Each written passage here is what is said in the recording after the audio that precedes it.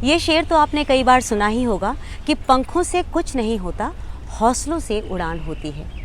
ये शेर मैंने भी कई बार सुना और कई बार मैं ये सोचती भी थी कि क्या वाकई हौसलों से उड़ान की जा सकती है। आज जिनसे मैं आपको मिलवाने वाली हूँ ना, उनसे मिलने के बाद आपको यकीन हो जाएगा कि अगर हौसला हो और बाकी कुछ भी ना हो तो भी आप अपनी ज़िंदगी में बहुत उपलब्धियाँ हासिल कर सकते हैं। आज जिनसे आपको मैं मिलवाने वाली हूँ उनका नाम है अचला आर्या जी। अचला जी वेलकम, नमस्ते। नमस्ते। कैसी हैं आप अचला जी? बढ़िया, आप कैसे हैं? मैं बहुत बढ़िया हूँ। आजकल आप फ़िलहाल क्या कर रही हैं? बेसिकली मैं गवर्नमेंट जॉब करती हूँ इनकम टैक्स डिपार्टमेंट में। प्लस मैंने एडवांस स्टडीज़ की है जर्मन लैंग्वेज में। अरे वाह। तो 4 साल तक पढ़ाया भी है मैंने। प्लस स्पोर्ट्स कर रही थी मैं। मैंने पैरा बैडमिंटन और पैरा पावर लिफ्टिंग खेला है। नेशनल्स खेला है? नेशनल जीता है मैंने पैरा बैडमिंटन, और 4th रैंकिंग थी मेरी पैरा पावर लिफ्टिंग में भी। बट इशू क्या है कि मेरी स्पाइन में प्रॉब्लम होने की वजह से मुझे स्पोर्ट्स चेंज करना पड़ रहा है, क्योंकि मेरी स्ट्रेंथ प्रोग्रेसिव है बेसिकली मेरी प्रॉब्लम, तो थोड़ा सा उसमें चेंज करना पड़ रहा है। But I am a passionate driver too. मुझे बहुत ट्रैवल करना बहुत पसंद है।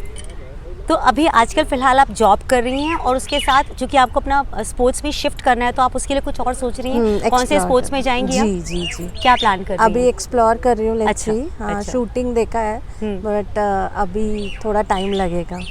लेकिन जब भी आप देश के लिए मेडल्स लेकर आई हैं, तो आपको घर वालों ने और आपके पास पड़ोस वालों ने किस तरह का रिस्पॉन्स दिया है?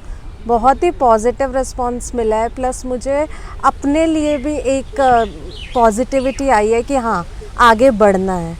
तो स्पोर्ट्स के साथ साथ जो है कि मेरा म्यूज़िक में भी इंटरेस्ट है, तो वो भी चल रहा है साथ में। क्या बात है।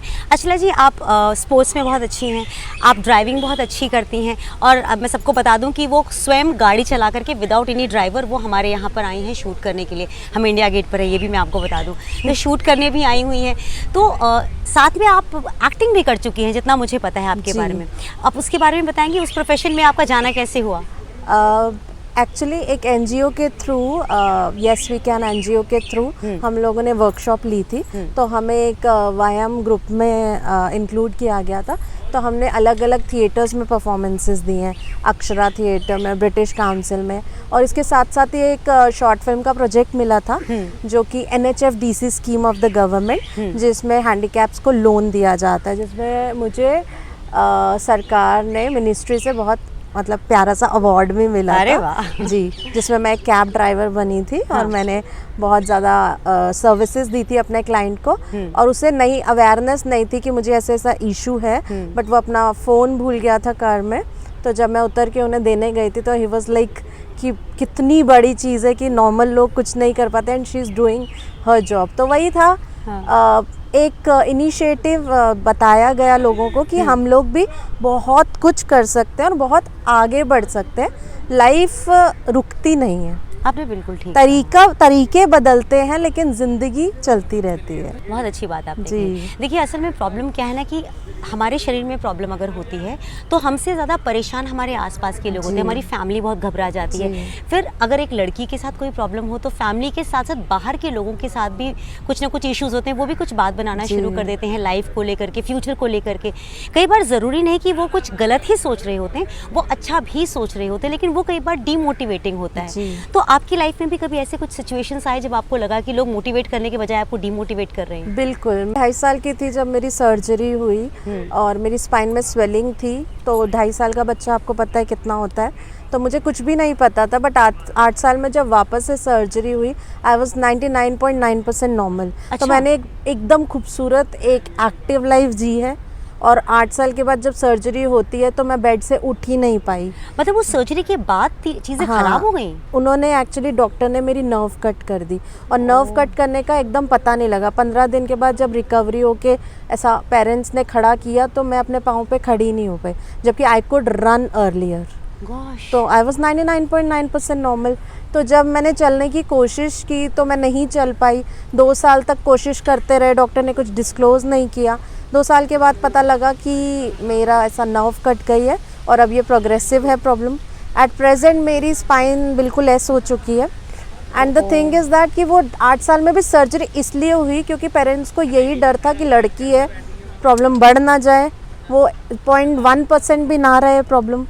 लोगों ने कहना शुरू किया हल्का सा डिफेक्ट आ रहा है, ये आ रहा है, वो हो रहा है, तो वही उसके बाद वही है, बुली किया बच्चों ने, स्कूल में बुली किया, बिल्कुल अकेली रह जाती थी, समझ नहीं आता था, रोती थी, घंटों घंटों अकेले बैठ के रोती थी, समझ नहीं आता था हो क्या रहा है, क्योंकि आज का दिन बेहतर है तो कल और ख़राब, परसों और ख़राब।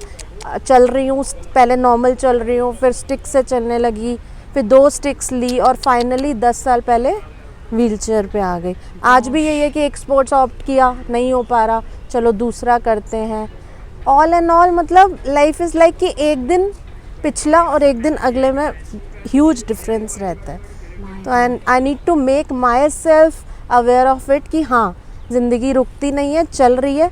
उसको आप अपनी जो मतलब आपकी कैपेबिलिटीज़ हैं उन पे काम कीजिए। मेरा मानना तो यही है कि हम काम तो वही कर रहे हैं, बस थोड़ा तरीका अलग हो सकता है। वाश, मतलब आपकी लाइफ तो मुझे लगता है कि इतनी अनप्रेडिक्टेबल है कि अगर आप आज ठीक फील कर रही हैं तो कोई ज़रूरी नहीं कि कल आपका सेम वही सिचुएशन है जो आज है। एक्चुअली तो इससे बाहर निकलने के लिए आपने कोई ऐसा मंत्रा रखा हुआ है कि अपने आप को मोटिवेट आप कैसे करती हैं? Spiritualism has a very biggest role in my life. Meditation, pranayams, plus अब एक बहुत खूबसूरत ब्लेसिंग मुझे मिली, मेरी ज़िंदगी में म्यूज़िक आया। हाँ। और अब मैंने वो क्लासेस स्टार्ट की, प्लस चैनल भी है मेरा, यूट्यूब चैनल है, उसके थ्रू लोगों को अवेयर करना कि चीज़ें कैसे मैनेज की जाती हैं। सिर्फ हम अकेले नहीं हैं, क्योंकि एक नॉर्मल इंसान को भी डिप्रेशन हो सकता है। बिल्कुल ठीक। तो जब वो हमें देखता है कि ये ड्राइव कर सकती है, ये म्यूज़िक कर सकती है, जॉब पे जा सकती है, ये शादी कर सकती है, इसके पास बहुत सारे तरीके हैं चीज़ें करने के, और ये ऐसा नहीं है कि you can look good, you can enhance your personality, you can have confidence, और आप अपने बलबूते पे 100 चीज़ें करते हो, आप खुद को पैम्पर करते हो। तो ये सब चीज़ें बहुत बहुत इम्पॉर्टेंट है, सिर्फ आपके लिए नहीं, सिर्फ आपके घर के हर इंसान के लिए। तो जब मेरी सिस्टर, मेरी मदर मुझे देखते हैं, उनको भी लगता है कि चैलेंजेस तो आएंगे। माई मॉम इज़ लाइक बहुत पॉजिटिव थी मुझे लेके, बट आज उन्हें पता है कि शायद बड़ी बेटी वो सब नहीं कर पाएगी नॉर्मल होने के बावजूद भी। वो कहती है तू कहीं भी जा सकती है, तू कुछ भी कर सकती है, मुझे पता है। You're so independent, right? But the thing is कि हमारे पास 2 चीज़ें हैं। हमारा कंपटीशन पहले खुद से है, लाइक हमें पहले एक नॉर्मल ह्यूमन बीइंग तक पहुंचना है, फिर अपनी लड़ाई आगे लड़नी है। मतलब लोगों को ये विश्वास दिलाना है। जब मैं गाड़ी सीखने लगी, स्कूटी सीखने लगी, मेरी मम्मा इतनी पॉजिटिव थी कि उन्होंने कहा नहीं, हम नहीं देख सकते, तू गिर गई, तेरे को प्रॉब्लम हो गई। तो पहले ये विश्वास दिलाना कि हाँ, हम इतने लायक हैं कि हम उस तक पहुंच पाएँ, और उसके बाद जो आप सबकी जो अचीवमेंट्स है वो उसके बाद। तो वी हैव 2 स्टेप्स, राइट। अब मैं गाड़ी से उतरती हूँ तो लोगों को लगता है आप चला रहे थे, अच्छा। मैं आगरा लेके जाती हूँ, जयपुर लेके जाती हूँ, आई ड्राइव अ लॉट। मतलब मेरे हस्बैंड इतना नहीं ड्राइव कर सकते जितना मैं करती हूँ। एंड इट्स लाइक कि यार तू ऐसे हो के ये सब कर सकती है, तो फिर तो कोई भी कर सकता है। तो मुझे तो शर्म आ रही है कि मुझे आज तक ड्राइविंग करनी नहीं आई और आप इतने अच्छे से ड्राइव कर हर लेती हैं। किसी की यूनिक कैपेबिलिटीज हैं, so never under estimate yourself. और विमेन तो like women power is always seriously. आपने अभी जिक्र किया अपनी शादी की, तो आपकी ये लव मैरिज है? बेसिकली हम लोगों ने थिएटर साथ में किया तो कंपैटिबिलिटी हुई, बट मैं ये बताना चाहूँगी this is my second marriage. Okay. Earlier I got married, और मेरा विचार ऐसा था कि अगर मैं व्हीलचेयर पे हूँ और मैं किसी व्हीलचेयर यूज़र से शादी करती हूँ तो शायद कंपैटिबिलिटी बेहतर होगी, फैमिली सपोर्ट ज़्यादा होगा। बट मेरी ये सोच मेरे रिलेशनशिप ने बदल दी। इंसान उसकी कैपेबिलिटीज़ या डिसेबिलिटीज़ से मेजर नहीं किया जाता, मेन उसके जो दिमाग है वो stable, mental stability is important, emotional stability is important. वो नॉर्मल भी हो सकता है, वो डिसेबल्ड भी हो सकता है, वो कुछ भी हो सकता है। और एक औरत के लिए स्पेशली मैं कहना चाहूँगी कि women empowerment is the key prime. तो आपकी इज्जत, आपकी खुद की importance, that matters a lot. मैं सभी व्यूअर्स से यही बताना चाहूँगी कि अगर आपको किसी भी जगह पे कोई इज्जत नहीं मिल रही है, आपको किसी अपनी प्रॉब्लम की वजह से क्रिटिसाइज़ किया जा रहा है, go against it, stand against it, take a stand for yourself और आगे बढ़ो। ज़िंदगी नहीं रुकती, बेसिकली नहीं रुकती। आप जहाँ अपने लिए खड़े होते हो पूरा यूनिवर्स आपकी मदद करता है, और आप अकेले कभी नहीं होते। पता है क्या, यूनिवर्स तो हेल्प करता है, लेकिन जो आपके आसपास वाले वो बिल्कुल हेल्प नहीं करते। वो नहीं करेंगे तभी तो आप आगे बढ़ोगे। मैं हमेशा घर में यही बोलती हूँ कि अगर वो नहीं हुआ होता ना, अगर पास्ट में वो सब नहीं होता तो आज प्रेजेंट ऐसा नहीं होता। आपको मदद नहीं मिली, पेनफुल रहा। Painful, all and all relationship crisis, this that, बहुत सारी चीज़ें रहती हैं। आपको क्रिटिसाइज़ किया जाता है, आपको अपनी चीज़ों के लिए बोला जाता है, बहुत सारे इश्यूज होते हैं। तो बट वो नहीं होता तो ये भी नहीं होता। अगर मेरी लेग्स में वैसा इशू ना, स्पाइन में वो ना हुआ था तो आज मैं आपको इस तरह दिख भी नहीं रही होती। मेरा मानना है सर। आप बिल्कुल ठीक कह रहे हैं। असल में अगर एक तरफ से क्राइसिस होता है तो शायद दूसरी तरफ आपको बहुत कुछ भगवान लेकर बैठे होते हैं, बस आपको वो ग्रैब करने की आवश्यकता होती है।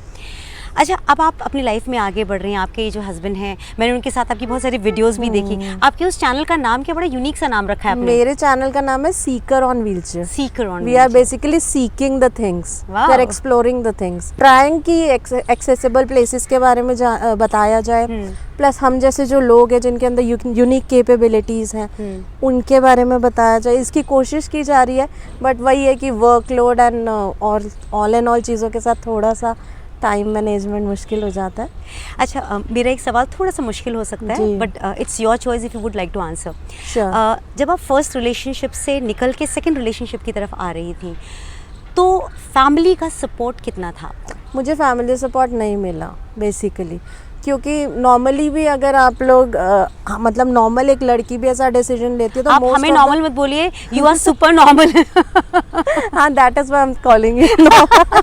आप हमें मैरिज कर रही हैं? नहीं, मैं सुपर नॉर्मल हूँ, आप नॉर्मल हो। वैसे हर women, I think every human being is special in their own capabilities. तो मुझे ऐसा लगता है हर कोई अपने आप में सुपर स्पेशल है।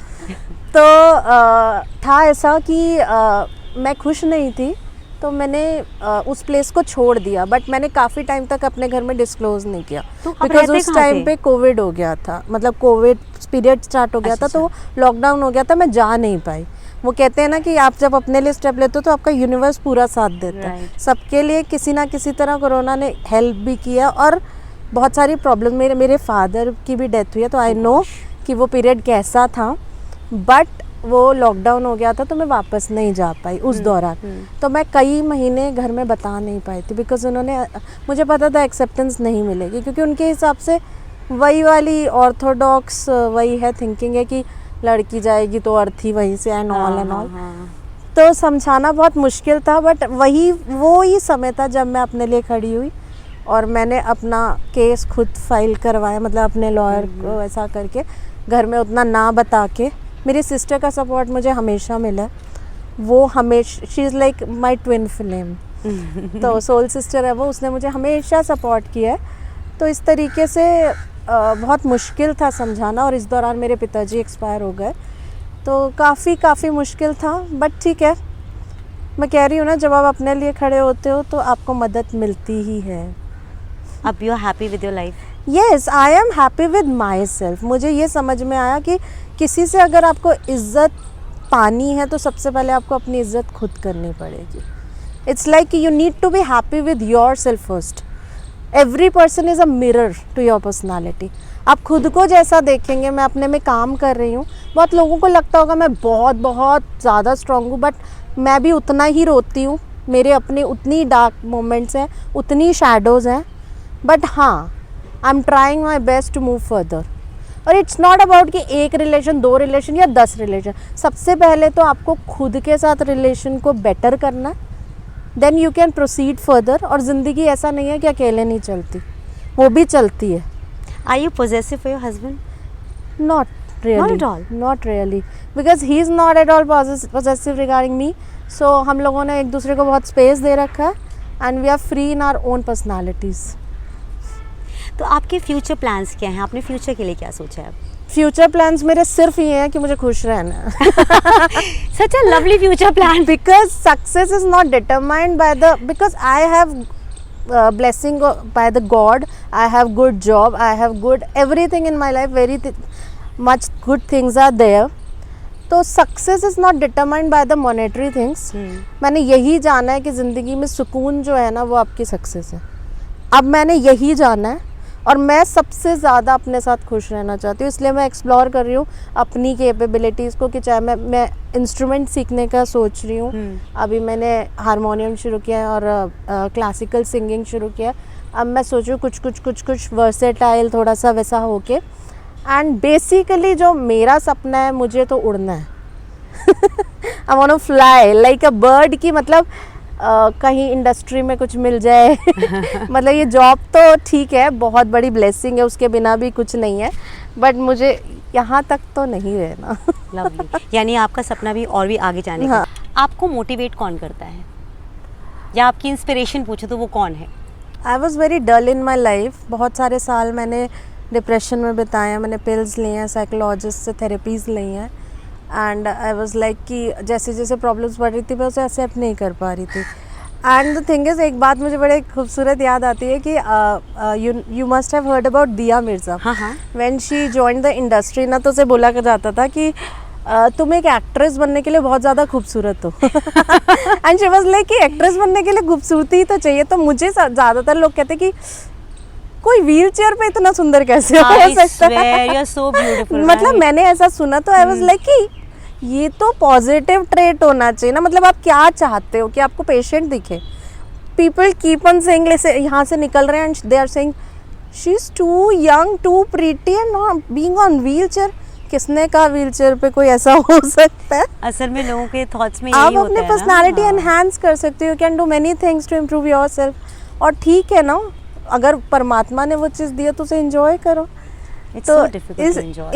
इट इज़ बेसिकली डिफ़िकल्ट, क्योंकि मैं जब अपनी टीनेज में थी तो मेरे भी वही ख्वाब थे कि एक अच्छा सा बॉयफ्रेंड होना चाहिए, ज़िंदगी बहुत स्मूथ होनी चाहिए, डेटिंग होनी चाहिए। बट वही होता था, आई कुड वॉक, तो मैं जैसे स्कूटी चला रही हूँ तो males boys usually gets attracted with me, कि हाँ बहुत सुंदर है। जैसे ही चलने लगी तो दे स्टार्टेड इग्नोरिंग मी। तो मुझे इतना हर्ट होता था कि ये सिर्फ मेरे साथ ही क्यों हो रहा है, बाकी सब तो बहुत इन्जॉय कर रहे हैं, डेटिंग कर रहे हैं, ये कर रहे हैं, वो कर रहे हैं। तो मैं बहुत रिलेशनशिप्स की वजह से बहुत डिप्रेस्ड रही हूँ, क्योंकि कोप अप कर नहीं पा रही थी अपनी प्रॉब्लम्स की वजह से।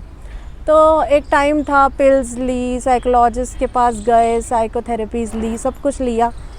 फिर आई केम टू, फिर क्या हुआ, मैं I was very passionate for driving. तो मैं नॉर्मल गाड़ी चलाती थी, फिर नॉर्मल की मैनुअल के बाद मैंने ऑटोमेटिक स्टार्ट की। अब इतनी वीकनेस आई जा रही कि मेरा एक्सीडेंट हो गया। Oh gosh. And this was the only strength which I had, because I wanted कि मेरा लाइफ का पेस ना बहुत फास्ट होना चाहिए। और ये ही एक चीज़ थी जो मुझे फास्ट कर सकती थी, क्योंकि मैं चलती थी तो 1 घंटे में तो मैं 100 मीटर भी नहीं पहुंच पाती थी, इतनी प्रॉब्लम थी। तो आई गॉट डिप्रेस्ड। और फिर तब वही वाली बात है, यूनिवर्स ने साथ दिया, एक आर्टिकल पढ़ा and I came to know कि a person on wheel chair can drive too. एक ऑटोमेटिक गाड़ी ली जा सकती है, उसे मॉडिफाई कराया जा सकता है, उसमें हैंड ऑपरेटेड किट होती है। और आर्टिकल में वो फोटोग्राफ भी थी। तो I went to Indian Spinal Injury Centre Vasant Kunj, और मैंने वहाँ जाना इस बारे में। तब मुझे पता लगा कि मैं I am not the only one, there are ample and lots of people like me who are suffering more than me. Yes. I'm far better than them. तो मुझे करेज मिली, मैंने उनके ग्रुप्स ज्वाइन किया, I came to know about them, उनसे interaction किया, उनसे basically मुझे strength मिली। एंड दे आर लाइक कि हाँ अगर अचला इज़ देयर तो ठीक है, अच्छा लगता है, सीखने को मिलता है। तो मेन मेरी स्ट्रेंथ वही रहे हैं। उसके बाद मेरे परमात्मा उन्होंने मेरा साथ कभी नहीं छोड़ा, मुझे हमेशा प्रोटेक्ट किया। मेरे पेरेंट्स, मेरे हस्बैंड ने मुझे बहुत सपोर्ट किया, बहुत मोटिवेट किया, इनिशियली बहुत ज़्यादा उस फेज से मुझे निकाला। बट हाँ, वही वाली चीज़ है कि अल्टीमेटली आपको अपने पे भरोसा करना है। Women empowerment Right. आपके लिए क्या है? विमेन एम्पावरमेंट मेरे लिए सबसे पहले है कि रिस्पेक्ट। ऐसा अगर आप होम मेकर हो और आप पूरा घर संभाल रहे हो और आपसे ये आके आपके हस्बैंड या जो भी आके ये बोलता है कि तूने किया ही क्या, तो आप 2 दिन घर रह के देख लो, आपको पता लग जाएगा। कि क्या किया। आप 2 दिन बच्चे संभाल के देख लो या घर का काम करके देख लो, आप लोग तो वहाँ गप भी कर लोगे। I don't want to like, ऐसा नहीं है कि मैं उनके लिए कुछ गलत कहना चाहती हूँ, they are also very sweet, but the thing is कि जो रिस्पेक्ट नहीं करते फिर उनको भी कोई राइट नहीं है, उनको भी हम रिस्पेक्ट नहीं दे सकते। तो मैं तो देख ही नहीं सकती किसी के साथ गलत। मुझे तो इतना गुस्सा आ जाता है कि पता नहीं, मेरे को तो आई डोंट नो, मैं नहीं देख पाती। मुझे लगता है कि बहुत स्ट्रेंथ है, हम में बहुत शक्ति है और हम बहुत कुछ कर सकते हैं। एक ही टाइम पे हम 50 चीज़ें कर सकते हैं, वो 2 चीज़ों में डर जाते हैं। Very well said, very well said. आपको एंगर इश्यूज हैं, आप इमोशनली बहुत अनस्टेबल हो जाती हैं? बिल्कुल होती थी, अभी भी आता है ऐसा, मैं हो जाती हूँ। Control yourself? I try to do my pranayams and like meditation.